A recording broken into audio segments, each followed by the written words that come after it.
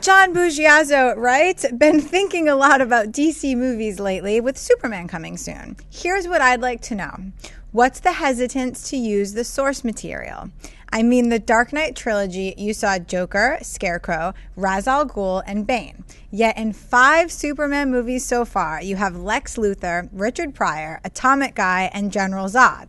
Why not use Brainiac, Toyman, Bizarro, Livewire, Lobo, Metallo, or Mr. Mxyzptlk? What a mouthful.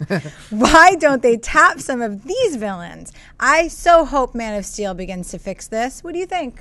Okay, well, first of all, it's not Atomic Guy, it's Nuclear Man. I mean, come on, get it right. Oops. Now, other than that, he had great hair, by the way. Can we just say that he did had great hair? It was professional Terrible wrestler villain. Lex Luger. Great Was hair. actually Lex Luger played Nuclear Man.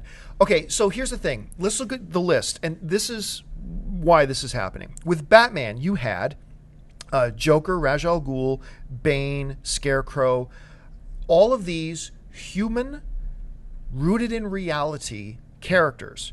That was kind of the keynote of the Christopher Nolan films.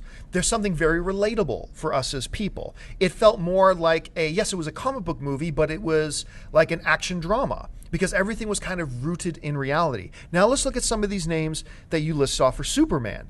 So you've got Brainiac, alien. Bizarro, alien. Lobo, alien. Metallo, alien. Mr. Mxyzptlk, little elfy strange dude, alien.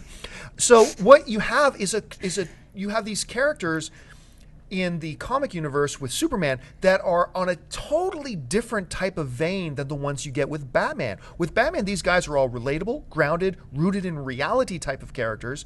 With the Superman villains, you have a lot of very fantastical types of characters that are a little more difficult to bring. Now, look, they work great in the comic book, but I've always said you have to understand, and a lot of people don't get this. Just because something works in a novel on the printed page, or just because something works in a comic book on the printed page, does not mean that that will translate well onto the big screen. Doesn't mean it won't. It just doesn't automatically mean it will as well as it does on the printed page because it's a different medium. And I think that's why we've had this hesitation to use characters like Mxyzptlk or Lobo or guys like that. I think that's the source of the hesitation. Doesn't mean it can't work, but you're asking me why haven't they done it? I think that's why they haven't done it. Dan, different theory? I think that it boils down to how much screen time does it take to explain this character. Because yeah, good point. I remember talking to Patrick Stewart when First Contact came out, and the question came up like, okay, well, obviously you're going to do another film. When's Q going to be the villain?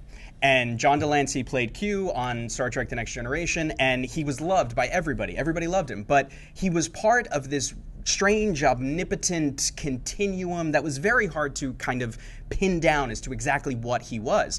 And Patrick said, as great as it would be, it would take too much screen time to explain who and what he is. Yeah. So I feel like when you look at these list of names, watch Smallville, because Smallville had most of these villains there. And the reason they were able to was because they had so much more time to introduce characters and explain who they were. When you're dealing with a movie that's 2 hours, 2.5 hours max, and even at that, that's a lot, it's not a lot of time to explain where someone comes from, why they have the powers they have, and all those things. I mean, Mxyzptlk, what? How would you possibly? Yeah, I mean, how it on would earth do take you do 2 hours Mxyzptlk? just to explain what he is. Yeah.